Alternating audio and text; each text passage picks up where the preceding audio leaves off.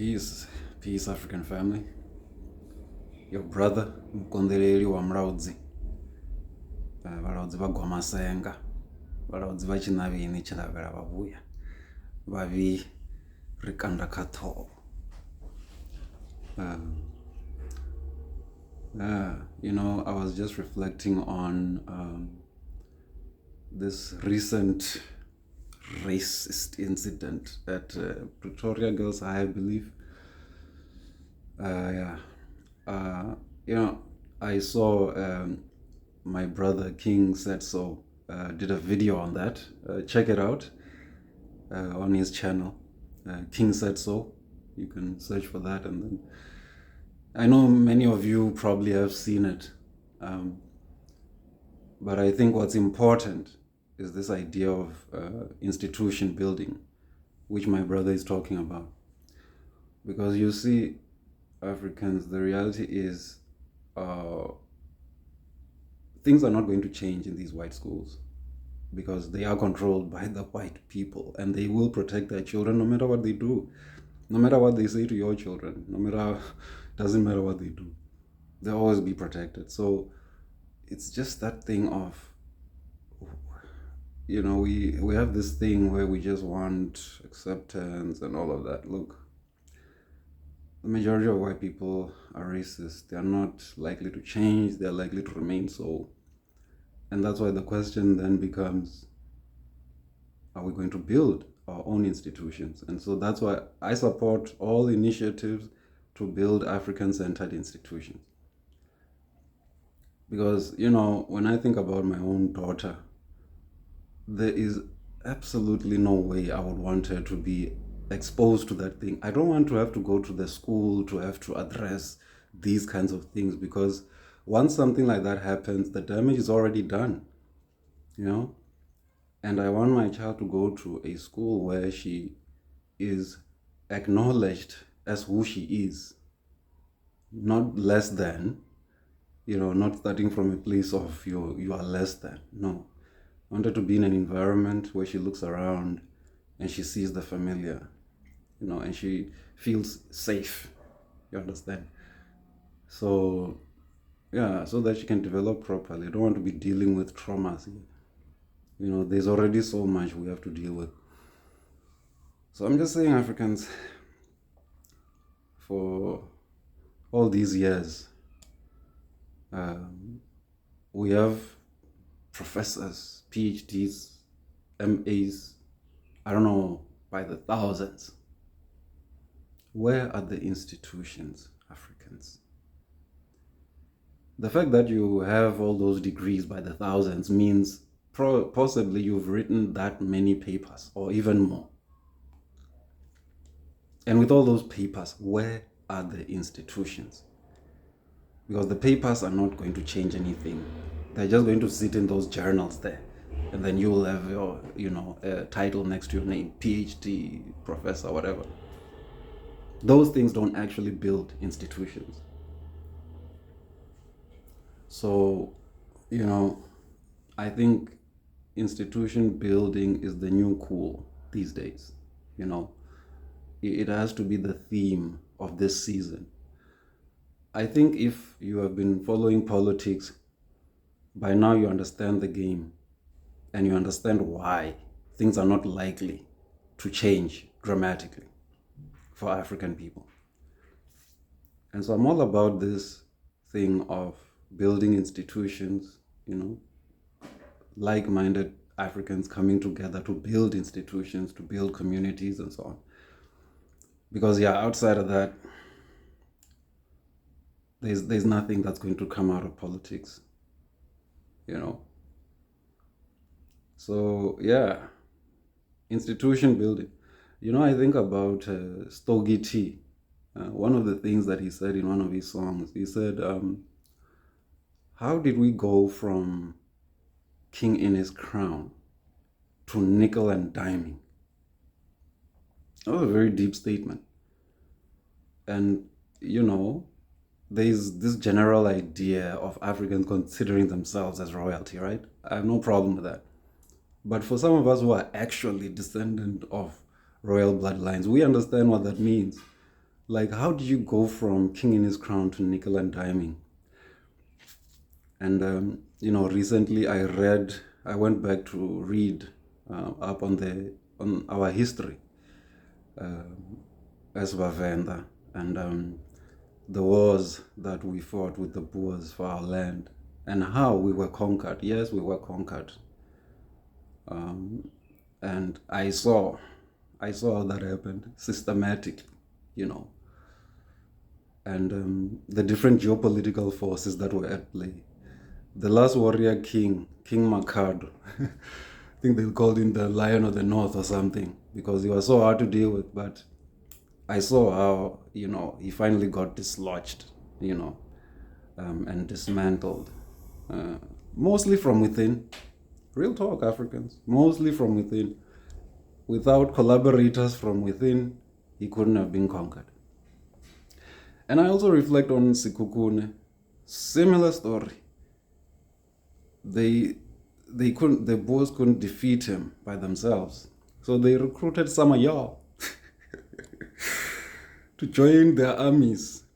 And that is how Sekukune got beaten. So most of our kings, likely, if you look at it, got beaten from within, got chowed from within. So yeah, it shows you. And that's why I'm very insistent on like-minded Africans. I don't want those ones who are not sure. I don't want those DA types, because at some point our interests are going to go in polar opposite directions. I mean, I'm not desperate to be embraced by whites, to be loved, to all of that stuff. I'm interested in African progress. That's the main thing. And I think for me, one of the things, that really bothers me is these useless conversations they have us trapped in. You're arguing about, potholes and load shedding and service delivery. Look, those things are important, but when are we going to talk about advancing African interests in the world? When are we talking about shifting the power dynamics in the favor of African people in the world, in the continent, in this country? When are we talking about that? So for me, someone who's not talking about that is not talking politics. I don't know what they're talking, and yeah, I can hardly listen to them. But really, Africans, institutions, let's build. Let's build, because as always, all we're going to do is cry. Oh, black children are being subjected to racism. But see, this just shows how we have failed the children by not building institutions. Our children should not be going through this in 2024. Maybe in 2010, 2005, it makes sense. Not in 2024. No institutions in that time period, in the last decade.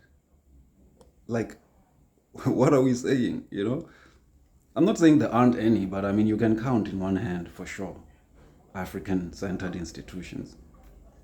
But hey, you can share with me some African-centered institutions that that are advancing our interests and protecting our children's mental development. Because, like, racism is a disease. It is a virus, that I don't want my child to be infected with. And so it's hard to avoid, but look, man, build institutions. Please, let's work on that. And that is my personal focus too. In one of my previous videos, I said, for me, it seems there's some hard choices I'm going to have to make.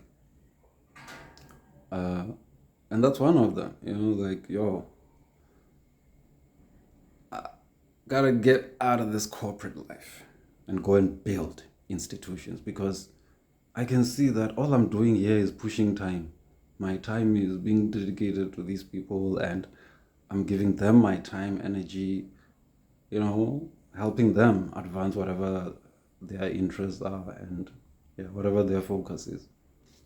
And I know that deep in my heart, the most burning thing is building African institutions, building African communities, self-sustaining communities. So that is the work I'm doing. Shout out to Brother King Said So for the Pan-African School of Technology, Engineering and Agriculture, PASETA. Shout out to Brother King for that, those who are building, those are my brothers and sisters, those who are building things to support our interests and to empower us so that we can have power. When you control education, when you control economics, when you control politics, that is power. And that is what all Rupert and Oppenheimer are doing, controlling. You don't see them out here debating politics. They don't have time for that nonsense.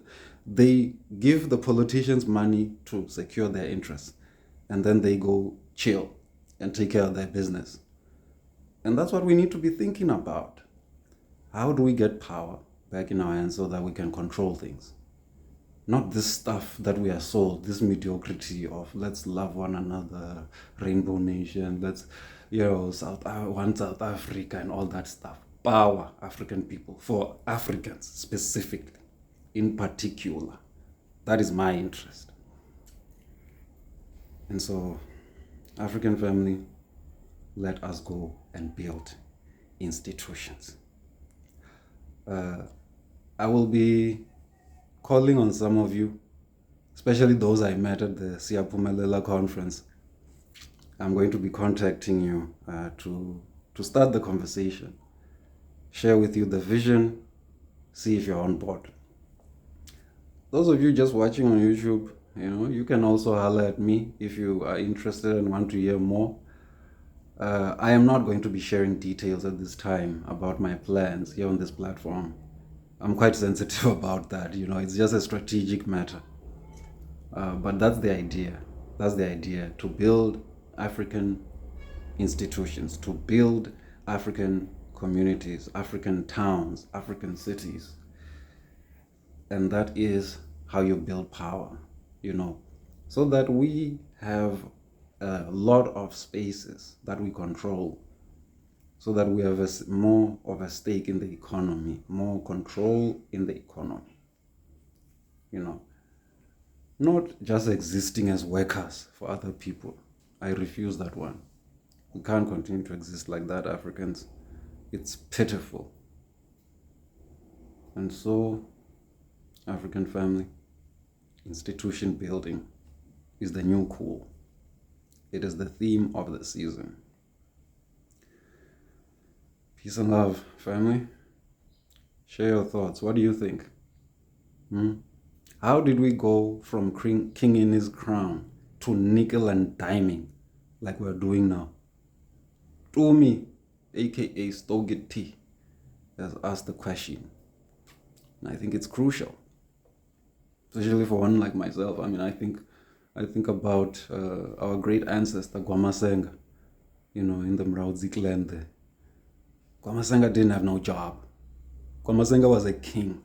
Gwamasenga had land, and Gwamasenga, by the way, our great ancestor in our clan, he was not initially a king. He actually made himself a king. And then he made his sons into kings and gave them lands to preside over. So you see, this is the kind of stock we come from. People who made themselves. No job. So, it really makes me think that, we're not living up to the expectation of people who we think were less developed or advanced than we are. Didn't need no job.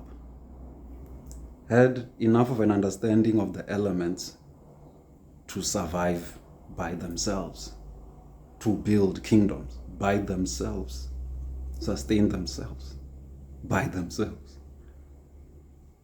We need jobs, otherwise we can't survive. And we are more advanced than our ancestors. I'm just saying, it's not adding up, So, hey, let me not go too long. I didn't want to make this too long, but I just think we need to think about these things. Talk to me, Africans. Talk to me, brothers and sisters. What do you think? Institutions, power dynamics, that is politics. None of this periphery stuff. Look, if you have power in your hands, you're not worried about load shedding, potholes, service. You can take care of all of it yourself. And that is my argument, that instead of trying to focus on all these little things, give our people real power, skills, land, access to resources, and so on. People will build their own toilets. People will fill the potholes themselves. We will take care of our own business. Like, what in the world? I think the state just likes to be too relevant. These politicians just like to be too relevant. We don't need the state. We just need the state to facilitate access to resources, wealth, and power. We'll take care of the rest. That's my attitude. Tell me what you think, family. Share your thoughts. Like I said, institution building. That's where it's at. Peace.